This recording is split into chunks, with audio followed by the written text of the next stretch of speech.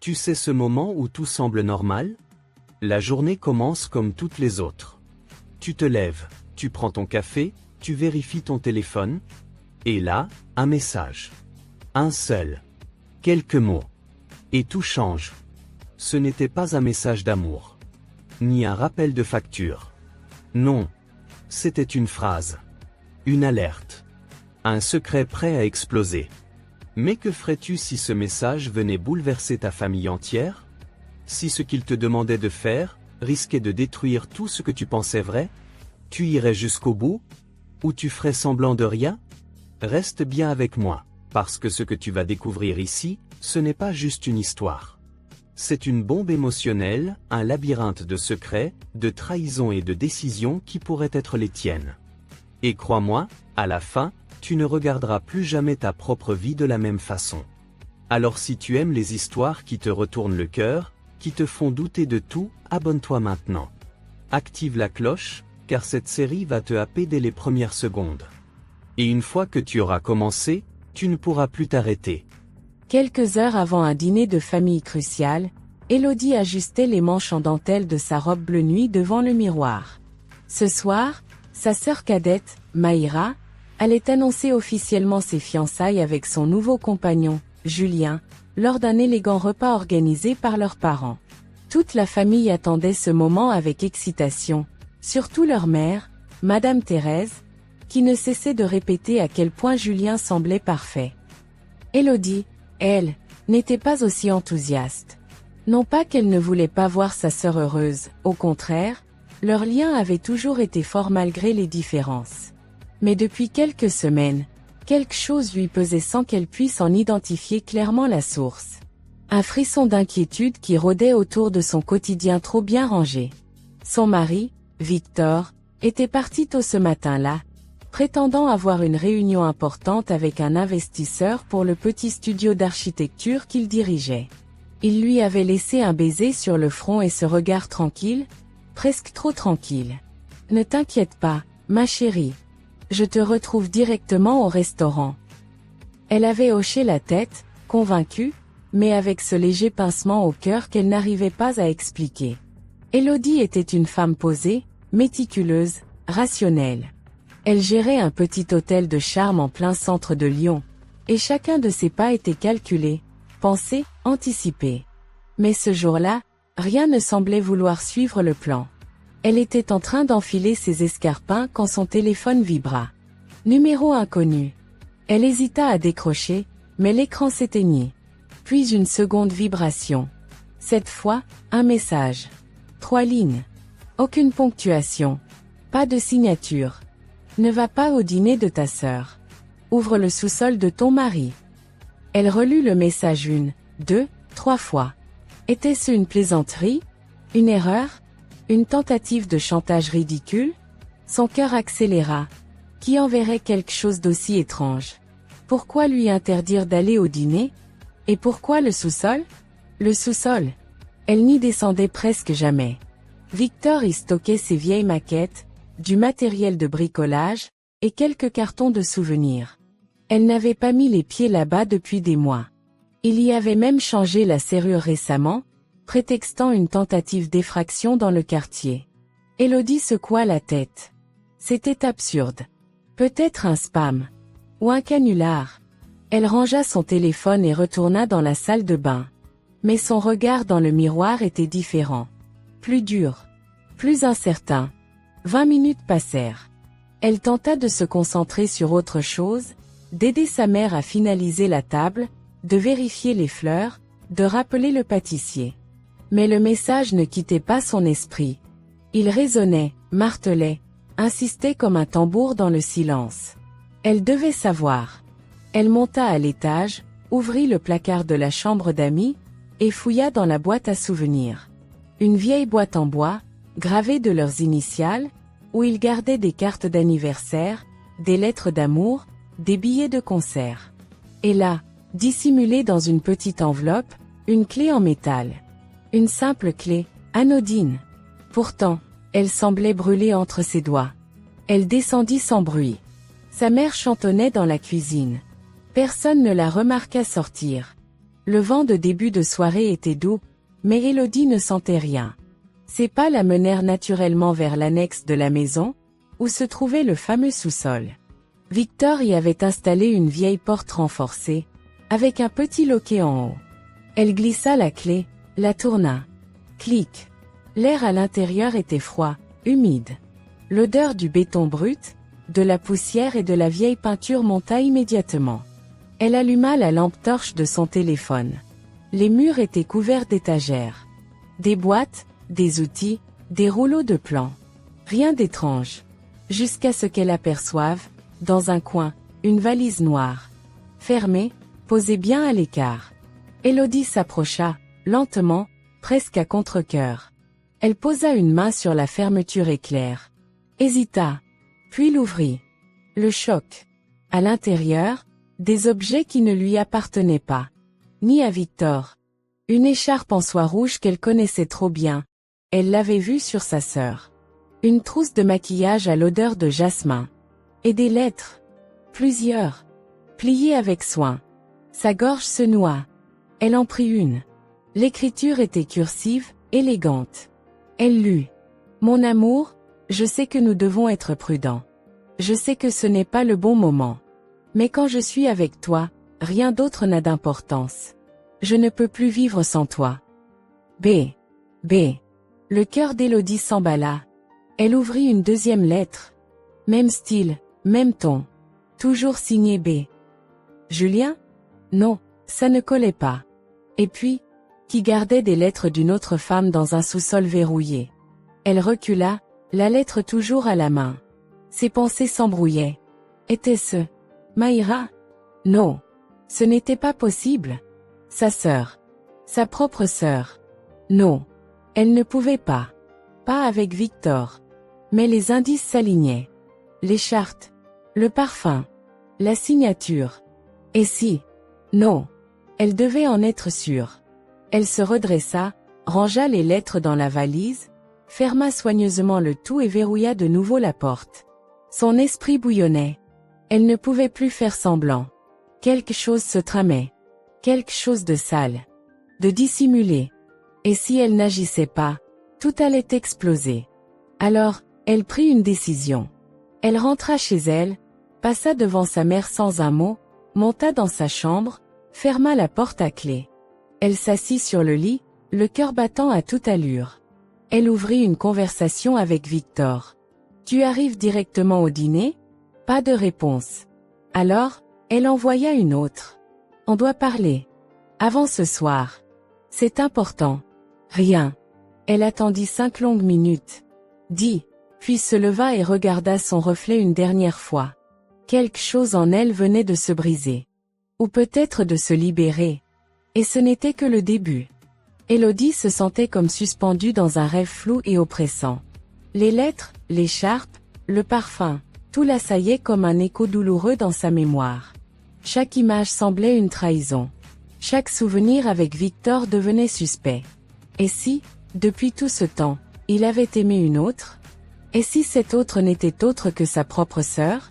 La pensée la fit frissonner. Mais elle avait besoin de preuves. Des certitudes. Elle ne pouvait pas tout détruire sur des suppositions. Le dîner était prévu dans moins d'1 heure. Elle descendit dans la cuisine, feignant la normalité. Sa mère, Madame Thérèse, l'accueillit avec son ton habituellement critique. « Enfin, tu vas mettre quelque chose sur ce visage, ma fille? Tu es aussi pâle qu'une assiette en porcelaine. Ce soir, tous les regards seront sur Maïra. Il faut être présentable. » Élodie sourit faiblement. « Je vais très bien, maman. Je vais juste prendre un peu d'air avant qu'on parte. » Et sans attendre de réponse, elle sortit dans le jardin. Son téléphone vibra enfin. « Victor. Je suis désolée, ma réunion s'est prolongée. Je file directement au restaurant. Tu m'attends là-bas. » Elle fixa l'écran. Le ton était détendu, comme si rien n'avait changé. Comme s'il ne cachait pas un sous-sol verrouillé avec les secrets les plus inavouables de leur mariage. « Je t'y retrouve. » Elle envoya le message, sans ajouter un mot. Mais elle avait déjà un nouveau plan en tête. Une demi-heure plus tard, Élodie revint devant le sous-sol. Cette fois, elle prit des gants. Elle ralluma sa lampe torche et ouvrit à nouveau la porte. Elle sortit la valise noire et l'ouvrit complètement. Cette fois, elle inspecta tout méthodiquement. Sous les lettres, il y avait une petite boîte blanche, contenant un bracelet en argent gravé de 2 initiales. M et J. Élodie fronça les sourcils. M pour Maïra? J pour Julien? Non. Attends. Elle se rappela vaguement d'un ancien copain de Maïra, un certain Jean. C'était il y a 5 ans. Elle avait quitté la ville du jour au lendemain après une rupture brutale. À l'époque, Maïra avait refusé d'en parler. Elle était revenue quelques mois plus tard comme si de rien n'était. Un détail attira alors l'attention d'Élodie. Une petite enveloppe beige, scellée, glissée dans la doublure de la valise. Elle l'ouvrit avec précaution. À l'intérieur, une photo. Elle faillit lâcher la lampe. Sur l'image, Victor. Plus jeune. Bras autour d'une jeune femme qu'elle ne reconnut pas tout de suite. Mais le décor était celui de leur ancien voyage en Grèce, 5 ans plus tôt. Élodie n'y était pas allée, elle travaillait sur le lancement de l'hôtel. Et là, au dos de la photo, une inscription manuscrite. Ce week-end avec toi m'a sauvée. Je ne t'oublierai jamais. M. Encore ce qu'aime. Mais ce n'était pas Maïra. Cette femme sur la photo? Elle ressemblait à quelqu'un. Ce n'est que lorsqu'elle se concentra sur ses yeux, son regard, qu'elle fit le lien. Eva. Une cliente de l'hôtel. Discrète, calme, réservée. Elle venait souvent pour de courts séjours, toujours seule. Elle utilisait un nom différent à chaque réservation. Mais Élodie reconnaissait ce regard profond, presque blessé. Que faisait la photo d'Eva ici? Elle sortit précipitamment du sous-sol, remit tout à sa place et verrouilla. Son cœur battait à tout rompre. Le mystère s'épaississait. Victor avait-il eu une liaison avec Eva et une autre femme? Ou bien Eva et M étaient-elles la même personne? Élodie arriva au restaurant familial un peu en avance. La salle était magnifiquement décorée, des guirlandes de lumière suspendues au plafond, des bougies sur chaque table, et une grande affiche en lettres dorées. Félicitations Maïra et Julien. Maïra se tenait près de l'entrée, radieuse dans une robe ivoire fluide. Julien lui tenait la main, toujours souriant, toujours parfait. Quand Maïra vit Élodie, elle courut vers elle et l'embrassa avec une chaleur habituelle. Tu es sublime. Ça te va si bien cette couleur. Tu es prête? Ce soir, on annonce la grande nouvelle. Élodie força un sourire. Plus prête que jamais. Mais au fond d'elle, un orage grondait. Pendant l'apéritif, Élodie se glissa discrètement hors de la salle et appela le numéro d'Eva, noté sur une fiche de réservation de l'hôtel. Elle ne s'attendait pas à une réponse. Et pourtant, allô? Sa voix. Calme. Froide. Eva, c'est Élodie. Silence. Pourquoi? Pourquoi ta photo est dans le sous-sol de mon mari? Un souffle au bout du fil. Tu l'as trouvé? C'est toi qui m'as envoyé le message, n'est-ce pas? Encore un silence. Je ne pouvais pas laisser ça continuer. Ta sœur. Julien. Ton mari. Ils sont liés. Tous. Élodie sentit un vertige la saisir. Comment ça, tous? Julien s'appelait autrefois Jean. Il était mon mari. Il m'a détruite. Et ta sœur, elle l'a aidé à disparaître. Élodie fixait son téléphone, les doigts tremblants. Eva. Jean. Julien. Maïra. Victor. Tout s'entremêlait dans un labyrinthe de noms, de souvenirs, de visages. Ce qu'elle croyait être sa vie bien rangée n'était qu'un théâtre d'ombre. La voix d'Eva revint, ferme, douloureuse, sincère. Il s'appelait Jean Dumont. On s'est mariés trop jeune. Il m'a séduite, puis isolée. Quand j'ai découvert qu'il me trompait, que son argent venait d'activités douteuses, j'ai voulu partir. Et Maïra? Demanda Élodie, la gorge sèche. Elle m'a aidée. Au début. Elle m'a cachée, elle m'a même protégée. On était devenus proches. Jusqu'à ce qu'elle... Eva s'interrompit. La douleur transperçait le silence. Jusqu'à ce qu'elle tombe amoureuse de lui. Élodie sentit le sol se dérober sous ses pieds. Elle savait que c'était ton mari. Oui. Elle savait. Elle m'a trahi. Comme lui. Elle m'a laissé disparaître pour pouvoir vivre son histoire avec lui. Un silence chargé de colère et de chagrin. Et Victor? Pourquoi sa photo est avec toi? Eva hésita longuement. Victor m'a aidé après. Il m'a logé, m'a conseillé un avocat. C'est lui qui m'a dit de changer d'identité, de ne pas retourner dans ma vie d'avant. Il n'a jamais rien demandé en retour. Le cœur d'Élodie se serra. Victor n'était donc pas le traître? Était-il le seul à avoir agi par bonté? Elle comprenait maintenant. Le sous-sol n'était pas une cachette de mensonges, mais un refuge, une preuve de protection, qu'elle avait mal interprétée. Mais alors, pourquoi ne lui avait-il rien dit? Pourquoi avoir gardé le silence pendant toutes ces années? Pourquoi ne m'as-tu rien dit plus tôt? Demanda-t-elle à Eva. Parce que je ne voulais pas te mêler à ça. Mais quand j'ai su que ta sœur allait se fiancer avec lui, je n'ai pas pu me taire. Élodie raccrocha, l'âme en feu. Elle retourna dans la salle, le visage figé. Maïra et Julien riaient au centre, trinquant sous les applaudissements des invités. Tout semblait parfait. Mais sous cette perfection, il n'y avait que trahison, silence et faux-semblants. Elle s'approcha de Victor, qui venait d'arriver. Il l'embrassa doucement sur la joue. Désolé du retard, l'affaire a été plus longue que prévu. On doit parler. Maintenant. Victor la regarda, surpris par le ton grave de sa voix. Élodie, qu'est-ce qui se passe? Le sous-sol. Eva. Jean. Julien. Tout. Il pâlit. Tu sais. Elle hocha la tête. Pourquoi tu ne m'as rien dit, Victor? Il baissa les yeux. Je voulais te protéger. Je savais que tu étais proche de ta sœur. Et Eva m'avait supplié de ne rien révéler. Et quand Maïra est revenue avec Julien, tu n'as pas cru bon de me dire qu'il était le mari d'Eva. J'ai voulu le faire. Plusieurs fois. Mais à chaque fois, tu disais combien tu étais heureuse de voir ta sœur s'épanouir. J'avais peur de briser ça.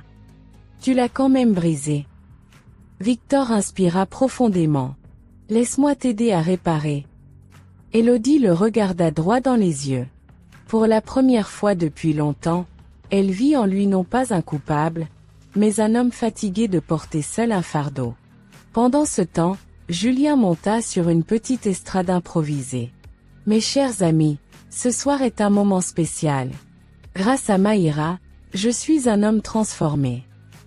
Il prit sa main. Maïra souriait, fière. Les invités applaudirent. Mais Victor s'approcha doucement d'Élodie. Laisse-moi te montrer quelque chose. Ils sortirent ensemble, discrètement, jusqu'à la voiture de Victor. Il sortit une clé USB d'un compartiment secret de la boîte à gants. J'ai gardé des preuves. Juste au cas où. Des enregistrements, des mails, des photos. Jean, ou Julien, comme il se fait appeler aujourd'hui, est encore légalement marié à Eva. Et il a des dettes dans 3 pays. Élodie le fixa. Tu veux dire que, ce mariage avec Maïra est illégal? Techniquement, oui. Et dangereux. Très dangereux. De retour dans la salle, Maïra s'apprêtait à annoncer la date du mariage. Mais Élodie se posta devant elle. Arrête. Pas un mot de plus. Un murmure parcourut la pièce. Élodie, qu'est-ce que tu fais? Ce que j'aurais dû faire bien plus tôt. Elle se tourna vers Julien. Jean Dumont. C'est ton vrai nom, non? Il blêmit. Maïra lâcha sa main. De quoi elle parle? Demande-lui, Maïra. Demande-lui s'il a été marié. S'il est encore marié. Demande-lui où est Eva. Julien tenta de rire, faussement détendu. Je ne comprends pas? Mais Victor entra alors dans la salle, tenant son téléphone connecté à un écran. Il appuya sur lecture. Une vidéo se lança, Eva, en larmes, racontant tout. Les manipulations, les menaces, la fuite. La salle devint silencieuse. Les visages choqués. Certains invités commencèrent à se lever. Maïra recula, dévastée. Dis-moi que ce n'est pas vrai. Julien resta muet. Tu es encore marié, n'est-ce pas? Hurla-t-elle. Tu m'as menti depuis le début. Maïra, Elle le gifla violemment. Ne dis plus rien. Un silence glacial s'était installé dans la salle. Tous les regards étaient braqués sur Julien, qui restait figé, les traits décomposés. Maïra, tremblante, reculait lentement, comme si elle tentait de s'éloigner du mensonge incarné. Élodie sentait son cœur battre à ses tempes. Elle avait dévoilé la vérité, oui.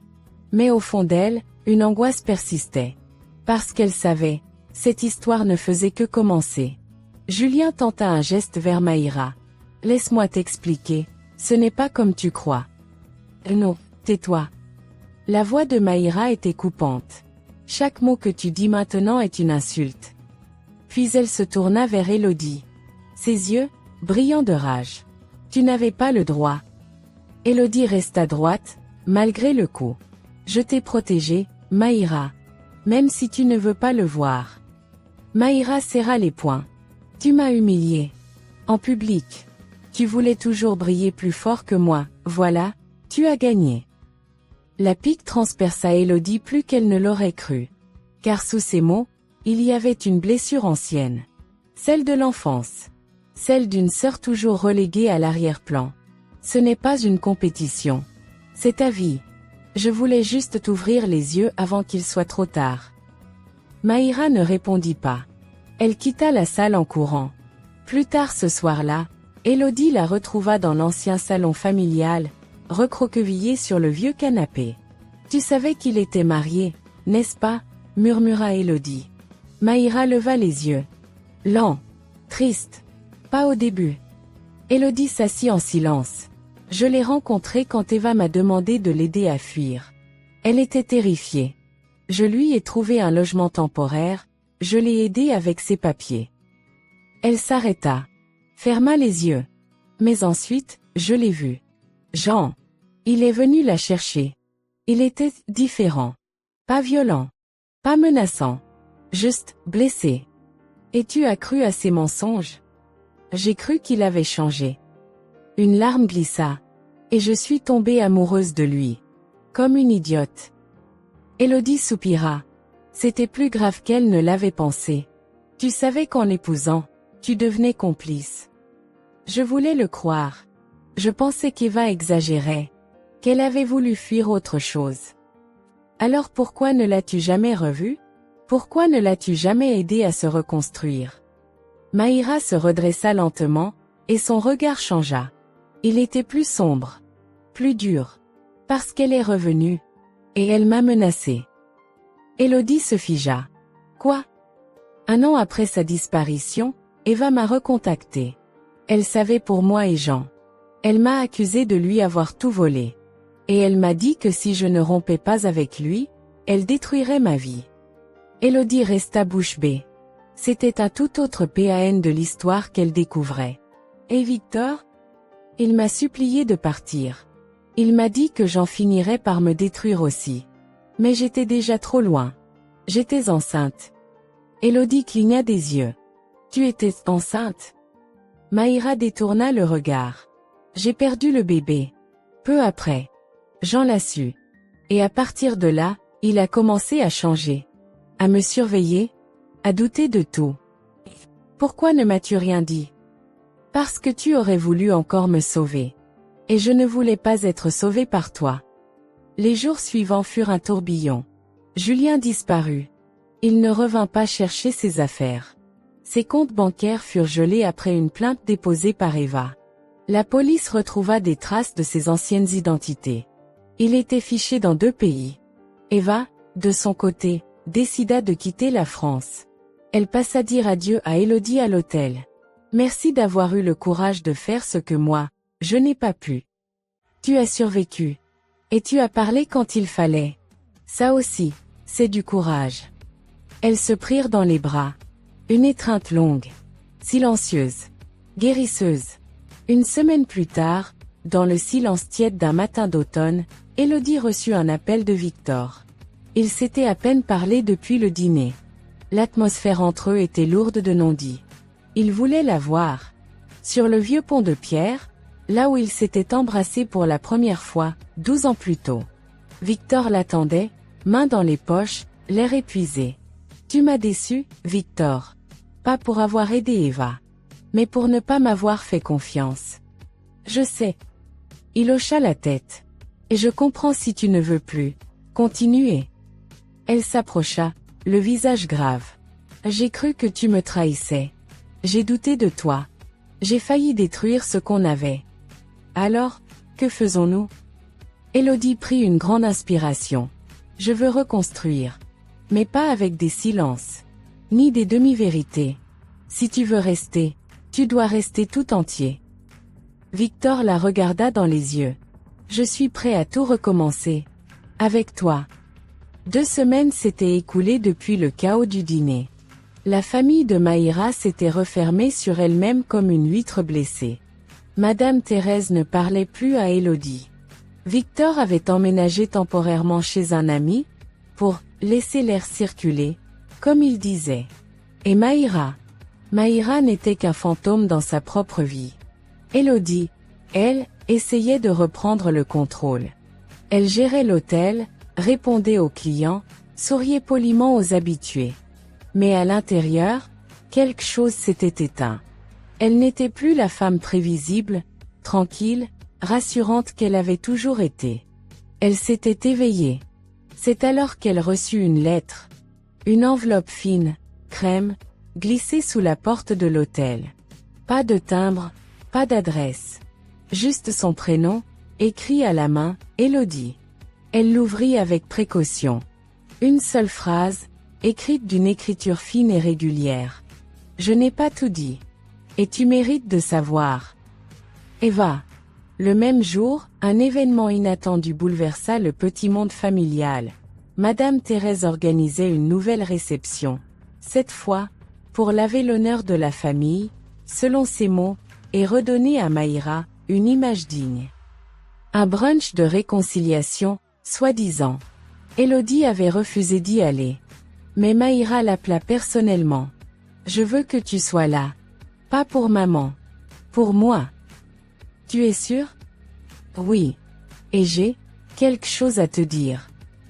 Le ton de sa sœur était différent. Fatigué, mais sincère. Élodie accepta. Le jour du brunch arriva. Le salon familial brillait de 1000 fleurs. Des nappes immaculées. Des croissants chauds. Des sourires forcés. Et au centre de la pièce, Maïra, en robe claire, les traits plus doux, les yeux moins brillants qu'avant. Élodie arriva en silence. Victor l'accompagna, un peu à l'écart, respectueux. Les regards se tournèrent vers eux. Madame Thérèse lança un regard glacial mais ne dit rien. Maïra s'approcha, prit la main de sa sœur. Merci d'être venue. Tu m'as demandé. Je suis là. Je voulais te dire que, tu avais raison. Pas seulement sur Julien. Mais sur moi. Élodie la regarda avec surprise. Depuis des années, j'ai vécu à travers le regard des autres. Je voulais qu'on m'admire, qu'on m'envie. Même toi. Et maintenant? Maintenant je veux juste vivre pour moi. Élodie hocha doucement la tête. Mais à ce moment précis, la porte d'entrée s'ouvrit. Et Eva entra. Un frisson parcourut la pièce. Les conversations cessèrent. Tous les regards se tournèrent vers cette femme aux cheveux relevés, en robe sombre, au visage serein. Bonjour à tous. Désolée d'interrompre. Mais je ne pouvais pas partir sans dire ce que j'ai à dire. Élodie sentit sa gorge se nouer. Eva, qu'est-ce que tu fais ici? Eva s'approcha, calmement, et regarda Maïra droit dans les yeux. Je t'ai menti. À toi aussi, Élodie. Comment ça? Julien n'était pas mon seul secret. La salle était suspendue à ses lèvres. Il m'a fait du mal, oui.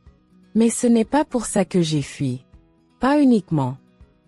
Un souffle parcourut la pièce. J'étais enceinte. Élodie sentit le monde tourner. De lui? Non. Le regard d'Eva se tourna lentement, vers Victor. De ton mari. Un silence glacial. Victor, abasourdi, recula d'un pas. Ce n'est pas possible. Eva sortit une enveloppe de son sac. Elle la tendit à Élodie. Je ne suis pas venue pour me venger. Je suis venue pour rendre ce qui t'appartient. Élodie ouvrit l'enveloppe. À l'intérieur, un acte de naissance.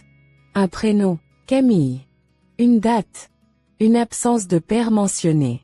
J'ai élevé Camille seule. Mais il a le droit de savoir. Et toi aussi. Victor se tenait là, figé. Il balbutia. Je ne savais pas. Tu ne m'as jamais rien dit. Je n'ai jamais voulu te l'imposer. Mais je ne pouvais pas partir sans que la vérité soit complète. Madame Thérèse s'évanouit sur sa chaise. Des invités se levèrent en silence. Maïra pleurait, la main sur la bouche. Élodie, elle, resta droite. Est-ce que tu m'as aimé, Victor? Vraiment? Oui. De tout mon cœur. Et je t'aime encore. Et tu m'as caché un enfant pendant tout ce temps? Je ne savais pas, Élodie. Je te jure que je ne savais pas. Elle fixa Eva. Et toi, pourquoi maintenant? Eva inspira profondément. Parce que je ne veux plus fuir. Je veux que Camille connaisse la vérité. Il mérite d'avoir un père, même si ce n'est pas un conte de fées. Élodie recula. Son monde, à nouveau, vacillait.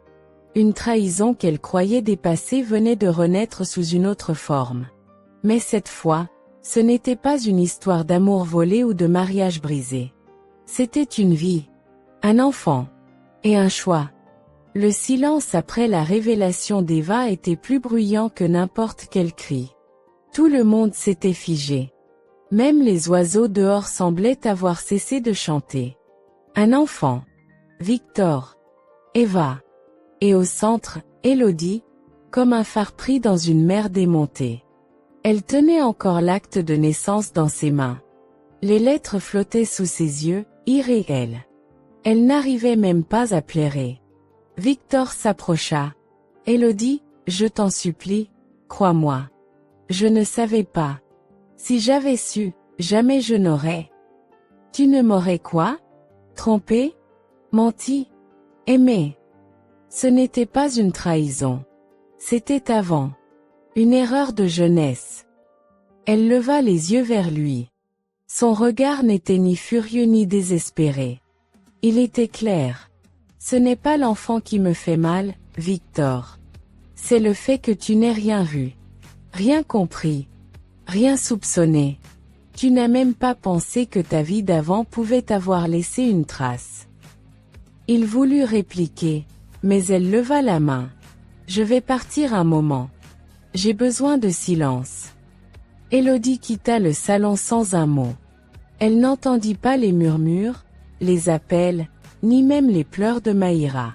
Elle monta dans sa voiture, ferma la porte, et resta là, immobile, les deux mains crispées sur le volant. La respiration saccadée. Elle roula sans réfléchir, à travers les rues familières, les feux rouges, les vitrines connues. Elle finit par s'arrêter devant un petit parc, presque vide, avec une balançoire solitaire qui grinçait doucement. Elle sortit, s'assit sur un banc.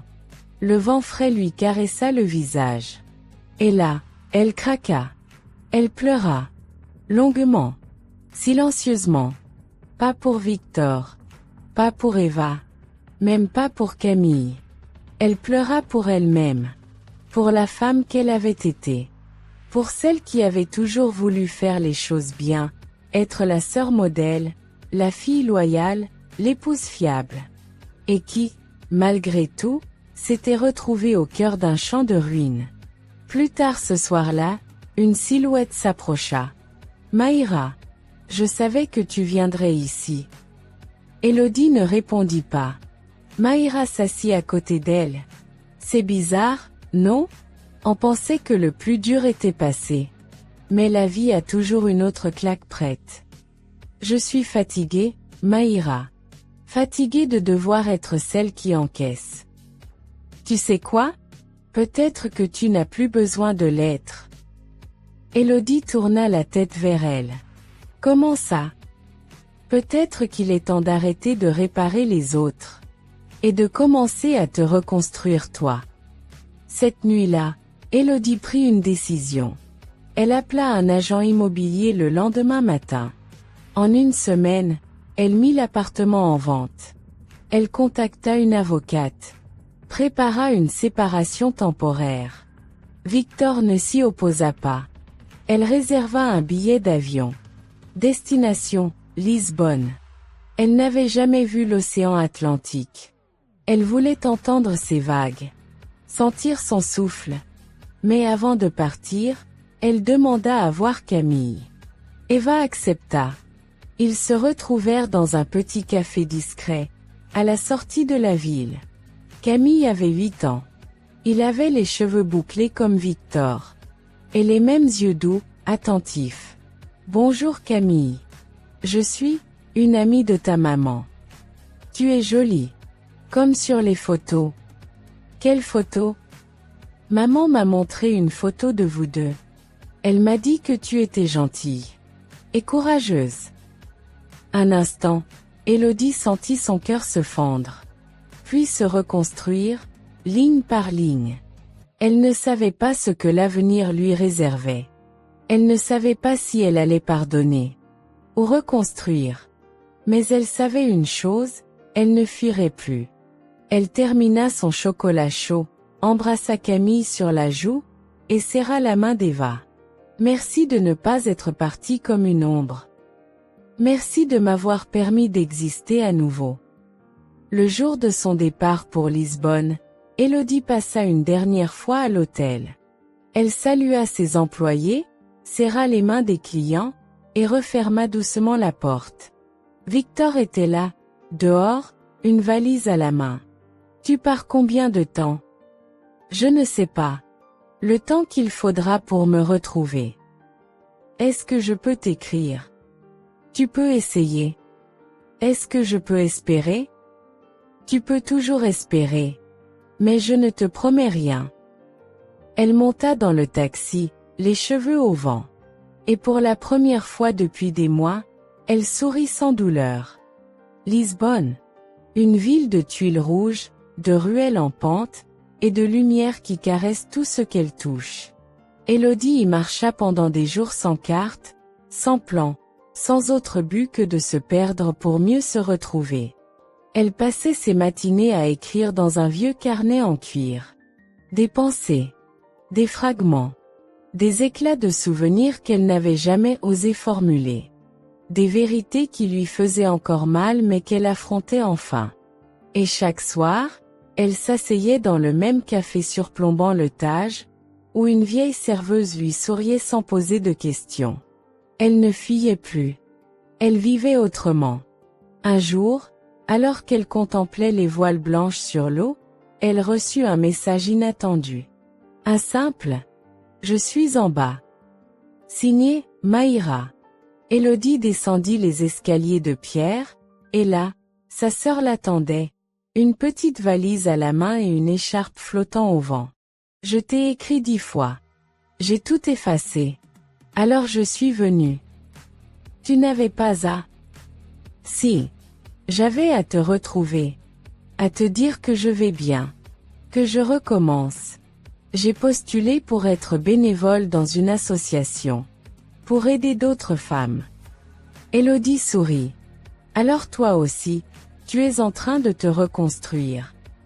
Maïra hocha la tête, émue. Je ne voulais pas finir notre histoire sur un cri. Je crois que notre histoire ne fait que commencer. Elles marchèrent longtemps, côte à côte, en silence. Puis au détour d'une rue, Maïra s'arrêta. Au fait, tu as reçu une lettre. Elle est arrivée chez maman. Elle m'a supplié de ne pas te la donner. Alors évidemment, je l'ai prise. Élodie haussa un sourcil. Maïra lui tendit une enveloppe blanche. Pas de nom. Juste une phrase manuscrite au dos. Tu crois que tu es au bout, mais c'est là que tout commence. Elle l'ouvrit. À l'intérieur, une photo. Elle et Camille, assis dans le petit café. Elle l'avait complètement oublié. Eva avait dû la prendre discrètement. Et derrière, cette phrase. Merci de ne pas avoir fui. Il t'attend. Quand tu seras prête. Quelques semaines plus tard, Élodie retourna en France. Mais pas chez elle. Elle acheta un petit appartement dans un quartier calme, planta des lavandes sur le balcon, et ouvrit un atelier d'écriture dans une salle communautaire. Elle écrivit. Elle guida. Elle écouta des femmes raconter leurs douleurs, leurs ruptures, leur renaissance. Et peu à peu, elle se reconstruisit en reconstruisant les autres. Victor écrivit 3 fois. Des lettres simples. Sincères. Pas pour implorer. Pour partager. Il disait. Camille m'a demandé si un jour je serais un bon père. Je lui ai dit que je ne sais pas encore. Mais que j'essaie. Merci de m'avoir laissé cette chance. Élodie ne répondit pas. Pas tout de suite. Un jour, elle lira cette lettre à Camille elle-même. Mais pour l'instant, elle écrivait la sienne. À elle-même. Et un matin, elle reçut une enveloppe sans nom, sans adresse. Encore. Elle l'ouvrit. C'était une photo d'elle, toute petite, jouant dans un jardin. Et derrière. Certaines vérités prennent des années. D'autres naissent dans une seconde. Continue. Tu es en vie. Pas de signature. Mais Élodie sut.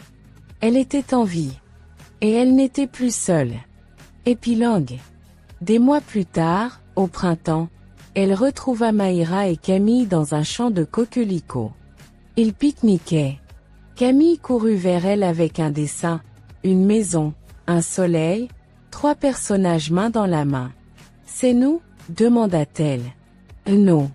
C'est la prochaine histoire. » dit-il. Élodie le regarda, le cœur serré de bonheur. « Alors, écrivons-la. » Et elle se mit à rire. Un vrai rire. Le premier depuis longtemps. Et voilà. L'histoire d'Élodie, Maïra, Victor, Eva, Camille, et tous ceux qui, d'une manière ou d'une autre, ont traversé ces pages, arrive à son terme. Mais avant de conclure ce récit, j'aimerais qu'on prenne un moment pour réfléchir ensemble. Car au-delà des rebondissements, des révélations, des trahisons et des réconciliations, cette histoire nous parle de nous-mêmes. De nos failles, de nos choix, de nos silences.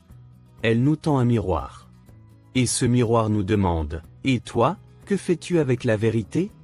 Que fais-tu avec ce que la vie t'impose de voir, de ressentir, de décider ?» Élodie, au début de cette aventure, était une femme ordinaire. Une épouse fidèle. Une sœur attentive. Une fille effacée. Elle pensait maîtriser son monde, ses émotions, sa réalité. Et puis, un message. Quelques mots sur un écran. Et tout a basculé. Parce qu'un jour, la vérité frappe à notre porte ou glisse discrètement sous la serrure et on ne peut plus l'ignorer. Elle a ouvert une porte, au sens propre comme au figuré, et elle y a trouvé le chaos. Des objets, des lettres, des souvenirs qu'on avait voulu enterrer. Et, comme tant d'entre nous, elle a hésité. Elle aurait pu refermer cette porte. Faire semblant. Se maquiller un peu, sourire devant les autres, et aller au dîner de famille en récitant son rôle. Mais elle ne l'a pas fait. Elle a choisi la confrontation. Et c'est ça, la première grande leçon de cette histoire, le courage de voir. Il ne s'agit pas d'être fort, invincible, ou de savoir tout affronter. Non. Il s'agit de ne pas détourner les yeux quand quelque chose en nous crie que quelque chose ne va pas. Il s'agit d'écouter cette voix intérieure, cet instinct souvent étouffé par les habitudes, les convenances, la peur du scandale. Élodie a osé écouter. Et sa vie a changé. Ensuite vient la deuxième leçon, la vérité fait mal, mais elle libère. Quand elle a découvert que Maïra, sa propre sœur, était impliquée dans un passé trouble avec un homme dangereux, elle aurait pu exploser. Couper les ponts. Crier vengeance. Mais elle a choisi la compréhension. Non pas l'excuse. Mais la reconnaissance de la complexité humaine. Parce qu'on n'est pas noir ou blanc.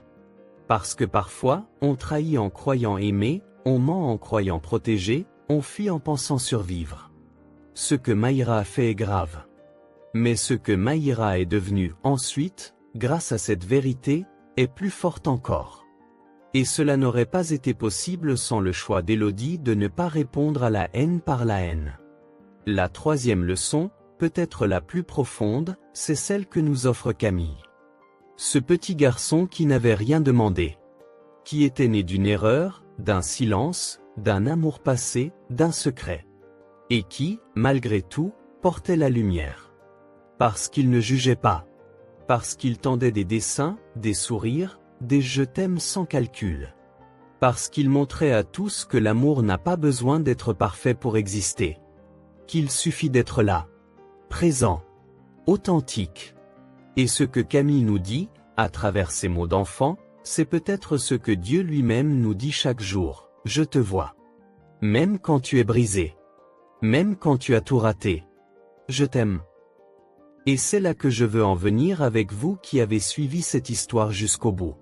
Vous qui avez ri, pleuré, eu le cœur serré avec Élodie, Maïra, Eva et les autres. Vous qui peut-être vous reconnaissez dans leurs failles, dans leurs erreurs, dans leurs regrets. Il y a une autre histoire, bien plus ancienne, bien plus grande, mais tout aussi intime. Une histoire que certains connaissent par cœur, et que d'autres entendent pour la première fois. Une histoire écrite par amour, dans le sang, dans la lumière, et surtout dans la vérité. Elle tient dans un seul verset. Jean 3h16. Car Dieu a tant aimé le monde qu'il a donné son Fils unique, afin que quiconque croit en lui ne périsse point, mais qu'il ait la vie éternelle. Laisse-moi te le redire. Dieu a tant aimé le monde. Pas les parfaits. Pas les religieux. Pas ceux qui suivent toutes les règles. Non. Le monde. C'est-à-dire toi. Moi. Élodie, dans sa confusion. Victor, dans sa culpabilité. Eva, dans sa solitude. Maïra, dans ses blessures. Camille, dans sa candeur. Dieu t'aime. Pas plus tard. Pas quand tu auras changé. Pas quand tu seras meilleur. Pas si tu fais ceci ou cela. Non. Maintenant. Exactement comme tu es. Dans ta chambre. Dans ton téléphone. Dans ton salon. Dans ta douleur. Dans ta routine. Dans ton silence. Et parce qu'il t'aime, il a donné son Fils. Jésus. Pas un prophète parmi d'autres. Pas un enseignant moral. Mais le Fils de Dieu. Celui qui a marché parmi les hommes, qui a aimé sans condition, qui a guéri, relevé, restauré. Et surtout, qui a porté nos fautes à la croix. Oui, nos fautes. Car soyons honnêtes, on a tous manqué la cible. On a tous menti. On a tous trahi. On a tous fait du mal. Même sans le vouloir. On a tous, comme Élodie, douté. Comme Maïra, fui. Comme Victor, gardé le silence. Comme Eva, perdu l'espoir. Mais Jésus n'est pas venu pour condamner. Il est venu pour sauver. Et il l'a fait en donnant sa vie, volontairement. Il a pris notre place. Il a payé le prix. Pas pour qu'on vive dans la peur, mais pour qu'on puisse être réconcilié avec Dieu. Et cette réconciliation est un cadeau. Un don. La vie éternelle. Pas juste après la mort. Dès maintenant. Une vie pleine. Une vie restaurée. Une vie remplie d'amour, de pardon, de paix. Mais, comme tout cadeau, il faut l'accepter. Pas par mérite. Pas par religion. Par foi. Croire que ce que Jésus a fait est suffisant. Lui dire simplement. Seigneur Jésus, je reconnais que j'ai besoin de toi. Je crois que tu es mort pour mes fautes, que tu es ressuscité, et je t'accepte comme mon Sauveur et mon Seigneur. Viens habiter mon cœur. Je te donne ma vie. C'est tout. Pas de rituel. Pas de magie. Juste toi, et lui. Et quand tu fais cela, quelque chose de merveilleux se passe. Tu n'es plus seul. Tu deviens enfant de Dieu. Tu entres dans une nouvelle histoire, plus belle que n'importe quelle novella. Tu n'auras pas une vie sans douleur. Mais tu auras une espérance inébranlable. Tu auras un guide, un consolateur, une vérité vivante. Et tu sauras, quoi qu'il arrive, que tu es aimé. Pas parce que tu le mérites, mais parce que Dieu a choisi de t'aimer. Jusqu'à la croix. Alors aujourd'hui, je veux te poser une question, simple mais essentielle. Veux-tu recevoir cet amour? Veux-tu lui ouvrir ton cœur comme Élodie a ouvert cette porte verrouillée, sans savoir ce qu'elle allait y trouver, mais avec le courage de ne plus vivre dans le mensonge? Si oui, alors dis-le. Là où tu es. Même en silence. Même en larmes. Même sans comprendre tout. Il t'entend. Il est là. Et il t'aime. Si cette histoire t'a touché, si tu as été ému par le parcours d'Élodie et par le message de l'Évangile, je t'invite à liker cette vidéo, à t'abonner à notre chaîne, et surtout, à partager. Car peut-être que quelqu'un, quelque part, a besoin d'entendre exactement ce que tu viens de vivre. Et si tu veux aller plus loin, si tu veux découvrir qui est Jésus, si tu veux qu'on prie pour toi, écris dans les commentaires. Je veux rencontrer Jésus. On lira chaque message. On répondra. On priera pour toi. Parce que tu comptes. Tu as de la valeur. Tu n'es pas un hasard. Merci de nous avoir suivis jusqu'ici. Merci d'avoir vécu cette histoire avec nous. Merci d'avoir ouvert ton cœur. Et souviens-toi, quoi qu'il arrive, tu es aimé. Tu es vu. Tu es choisi. Parce que Dieu a tant aimé le monde, qu'il a donné son Fils unique. Pour toi.